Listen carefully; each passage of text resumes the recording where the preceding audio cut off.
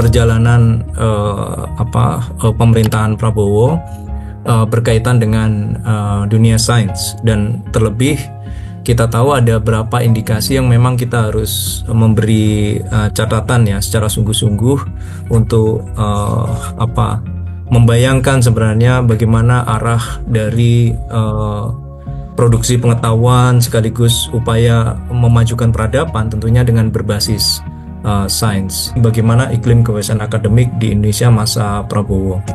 Untuk membaca perkembangan masa Prabowo tentu nggak bisa dilepaskan ya dengan fase di mana ada peristiwa-peristiwa yang mendahului sebelum pemerintahan Prabowo. Kita masih ingat setahun yang lalu, kira-kira di bulan Februari, tiba-tiba kampus itu didatangi oleh institusi keamanan, aparat gitu ya. Kemudian meminta rektor-rektor untuk bicara apresiasi atas apa yang dilakukan prestasinya oleh pemerintah. Nah, video apresiatif itu terjadi di sejumlah kampus. Ada yang begitu saja menerima, tapi juga ada yang melakukan upaya penolakan seperti Universitas Katolik Sugiya Pranata di Semarang. Itu rektornya tidak bersedia. Nah, tapi poin yang mau saya sampaikan adalah ini menunjukkan bagaimana posisi pemerintah memperlakukan dunia kampus. Karena yang disasar itu kampus negeri ataupun kampus swasta yang di bawah lingkungan Dikti maupun kampus di bawah lingkungan Kementerian Agama atau Diktis, Pendidikan Tinggi Islam. Nah, saya bisa bayangkan peristiwa ini saja itu menjelaskan bagaimana relasi pemerintah dengan dunia pendidikan tinggi. Nah, kemudian ada beberapa hal yang menarik juga di dalam mencatat bagaimana relasi pemerintah khususnya di masa Prabowo adalah ketika membuat stigma-stigma yang dilakukan oleh Prabowo. Stigma itu misalnya soal jangan sampai menghasut ya mahasiswa. Kemudian mereka yang lulusan luar negeri tidak punya nasionalisme. Saya termasuk yang lulusan luar negeri. Kebetulan ini sebenarnya satu hal yang tidak perlu keluar dari seorang presiden ya. Karena kalau dia setia dengan sains, Hatta itu lulusan luar negeri. Kurang nasionalis apa seorang Hatta ya, karena dia pulang dari negeri Belanda dan tetap memperjuangkan republik ini. Nah, kemudian juga ada peristiwa yang menarik selain mengundang hakim-hakim Mahkamah Agung yang menurut orang-orang fakultas hukum bermasalah, dan karena hakimnya juga datang, adalah mengundang ratusan rektor ke istana.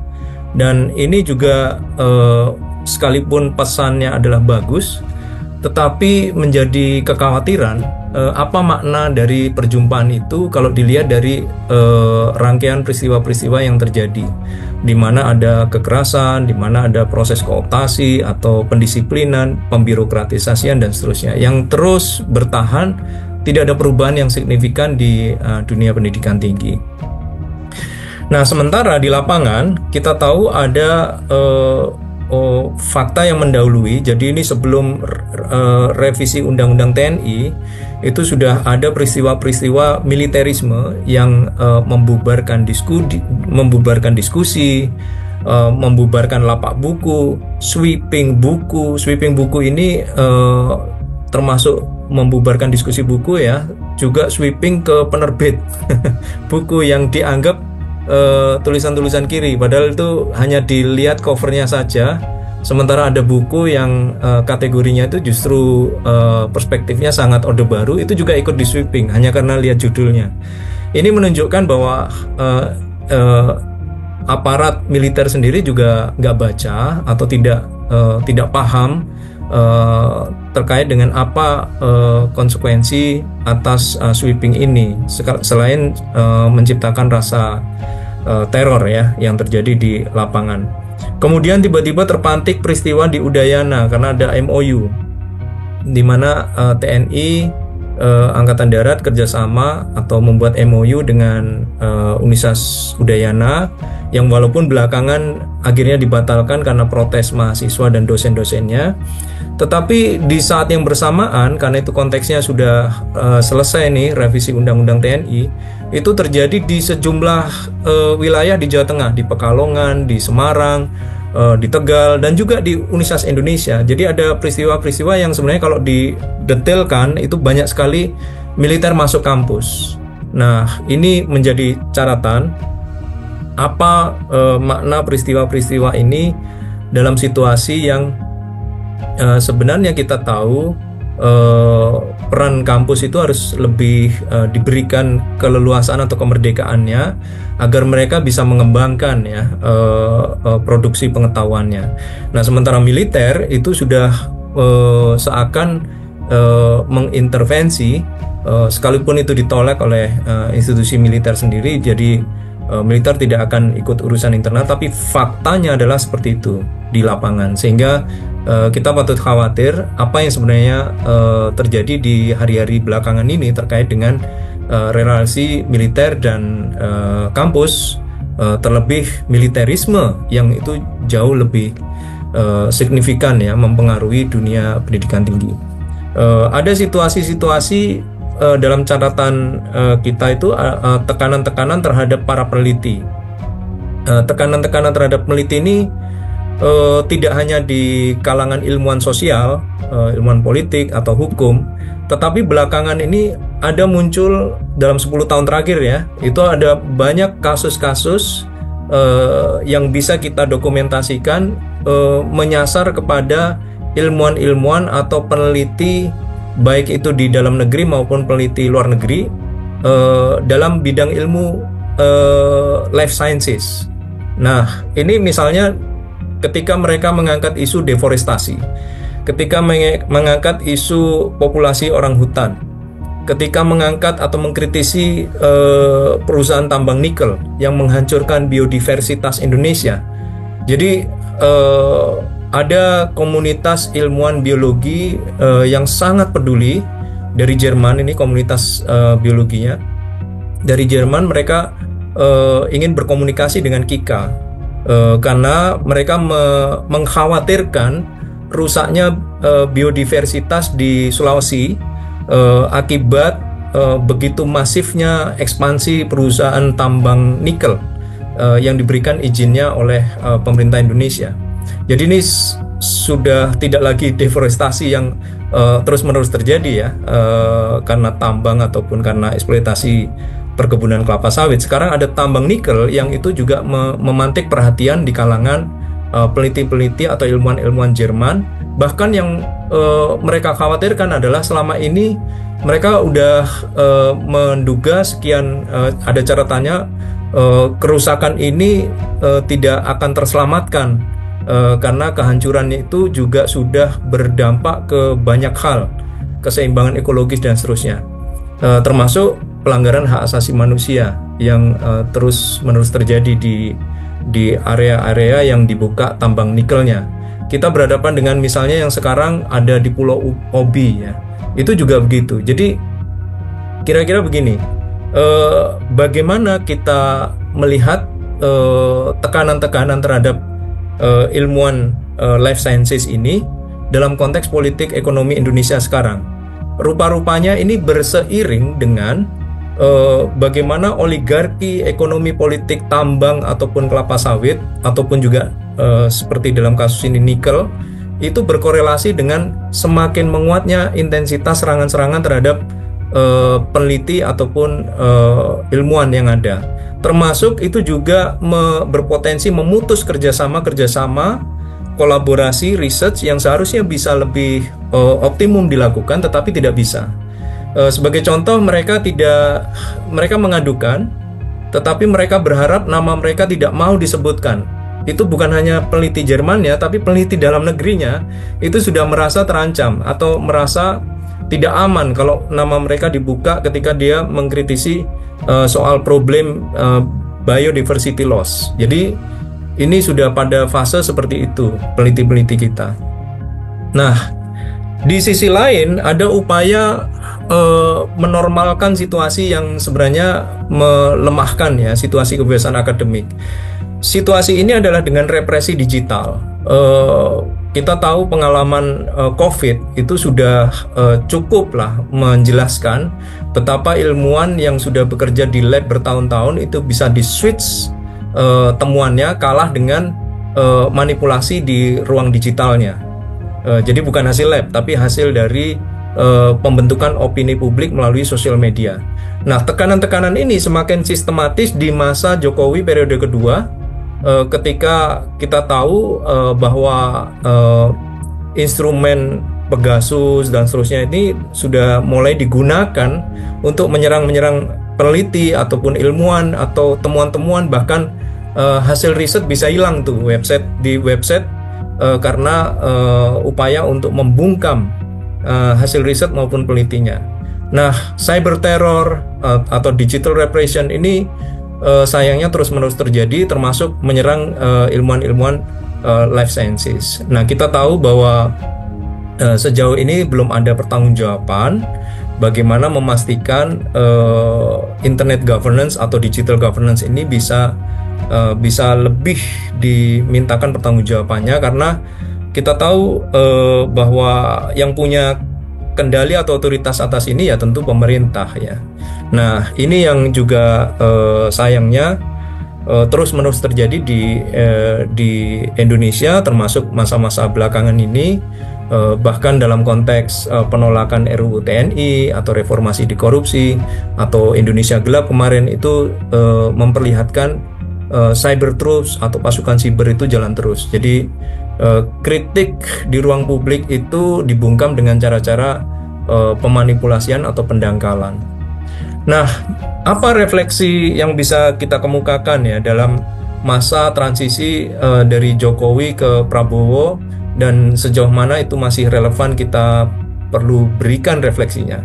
Pertama, di Indonesia itu budaya feudalisme, warisan otoritarianisme dan akumulasi modal dalam liberalisasi kampus itu masih cukup kuat mempengaruhi produksi pengetahuan ilmiah dalam bentuk pendisiplinan, dalam bentuk bagaimana mereka dieksploitasi secara terus-menerus tanpa mempertimbangkan bagaimana perlindungan hak-hak ataupun bahkan kesejahteraan mereka. Kemudian pendekatan represif kita masih menyaksikan banyak terjadi dan tanpa pertanggungjawaban. Militerisme ataupun MOU, bahkan sudah banyak kasus memperlihatkan mulai dari diskusi buku, diskusi atau seminar dibubarkan karena tekanan-tekanan oleh para militer atau bahkan privatized gangsters ya, atau preman-preman yang digerakkan oleh aktor-aktor atau kepentingan politisi tertentu.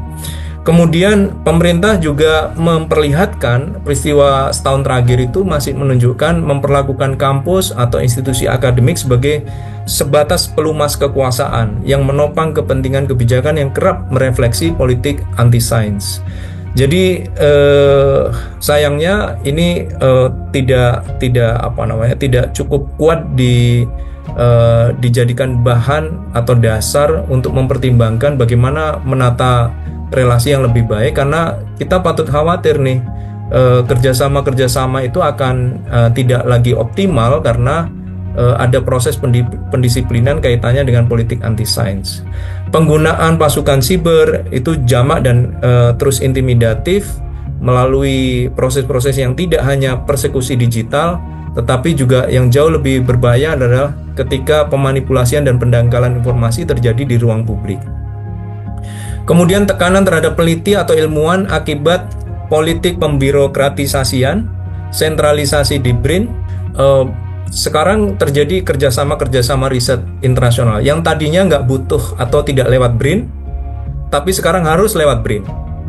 Oke, misalnya dikaitkan dengan material transfer, salah satunya. Tetapi kenapa institusi kampus yang seharusnya punya otonomi sendiri, sebagaimana kita tahu bahwa tafsir kebebasan akademik adalah bagaimana memperkuat fondasi otonomi institusi akademik, itu ternyata tidak bisa menjalankan itu semua karena dia harus lewat BRIN. Nah, ini yang saya kira boleh dibilang dikeluhkan oleh sejumlah kampus, karena otoritas untuk clearance, otoritas untuk mendapatkan izin itu harus ke Jakarta dulu. Nah, ini tidak lebih sebagai kendali politik yang penuh pembatasan dan kebebasan akademik dan sekaligus otonomi kampus. Represi terhadap ilmuwan hari-hari ini itu juga tidak hanya ilmuwan di dalam negeri, tapi ilmuwan asing juga terdampak akibat dari kebijakan oligarki politik ekonomi, tambang, eksploitasi eksesif yang tadi saya bilang, paralel nih, mengancam tidak hanya social science scientist tapi juga life sciences scientist. Jadi saya khawatir apa yang terjadi, misalnya begini, peneliti atau ilmuwan di Norway tadinya tidak sadar bahwa ada MOU kaitannya dengan kerjasama Indonesia-Norway berkaitan dengan kalau menghasilkan produk pengetahuan, research, hutan, itu harus mendapat approval dari Kementerian Lingkungan Hidup. Nah, ini tentu jadi nih, jangankan material transfer, hasil produksi pengetahuan aja harus mendapat approval. Nah, waktu itu saya bilang, ya Anda jurnalis Norway silakan cek ke ilmuwan Norway apakah mereka juga menerima perlakuan seperti itu. Nah, ternyata mereka menolak dan mereka mengupayakan gugatan hukum terhadap MOU yang terjadi antara pemerintah Norwegia dan pemerintah Indonesia, karena ini nggak masuk akal, karena produksi pengetahuan katanya harusnya menjadi bagian yang universal, tetapi faktanya justru di represi. Jadi apa tantangan dan kesempatan perlindungan ilmuwan di hari-hari ini, terutama di masa Prabowo ya? Catatan saya sebenarnya ada beberapa hal yang saya ambil atau saya sarikan dari Nurturing Talents tahun lalu. Di akhir tahun lalu saya diminta bicara di publik, waktu itu kerjasama BRIN juga dengan Kementerian Pendidikan. Jadi pertama, memang negara dan institusi akademik punya kewajiban menguatkan posisi dan relasi mendasar tentang kebebasan akademik. Tidak boleh tidak. Integritas dan keilmuan yang tidak sebatas promosi, melainkan membangkitkan strategi efektif mencegah pembatasan, apalagi pembungkaman upaya inovasi produksi pengetahuan. Nah, langkah-langkah ini saya kira berapa hal mengesankan disampaikan oleh Pak Handoko ya di dalam skema-skema yang saya simak tadi. Kemudian kita sadari bahwa kehidupan manusia itu membutuhkan sains, atau kita selalu berpijak pada empirical evidence atau science-based policy di dalam kebijakannya, sehingga pengetahuan itu bisa ditindaklanjuti memecahkan berbagai masalah ilmiah baik global yang praktis dan mendesak seperti perubahan iklim maupun krisis kemanusiaan yang sekarang ini terjadi.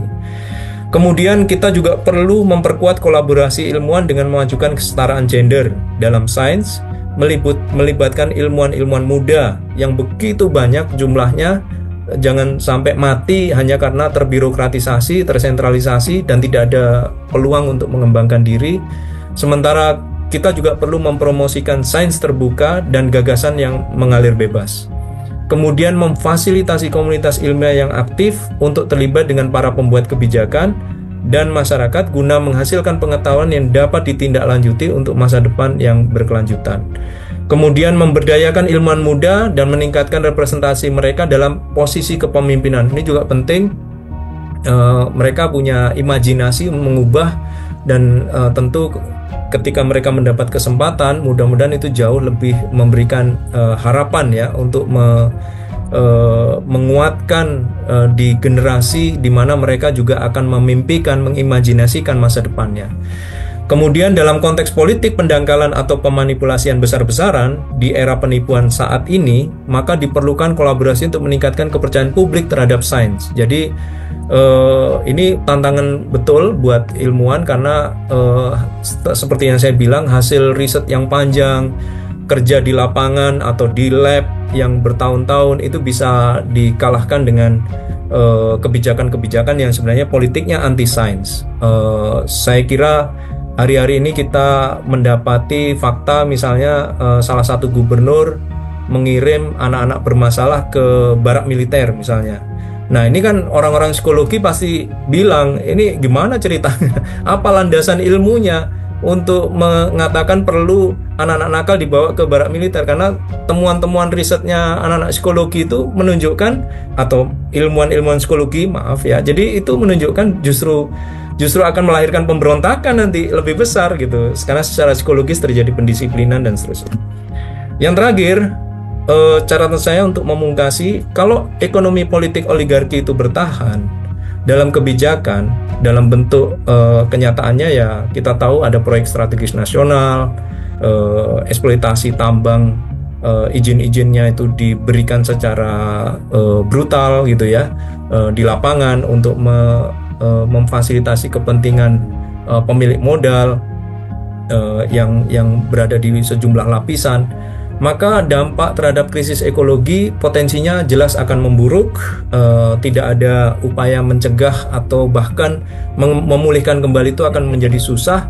Sementara yang kita dapati, tren naiknya tekanan terhadap ilmuwan-ilmuwan atau peneliti atau dosen itu justru paralel terjadi terhadap mereka seiring dengan tekanan akibat dari kepentingan atau kebijakan ekonomi politik oligarki yang sangat melekat di dalam kebijakan nasional Indonesia.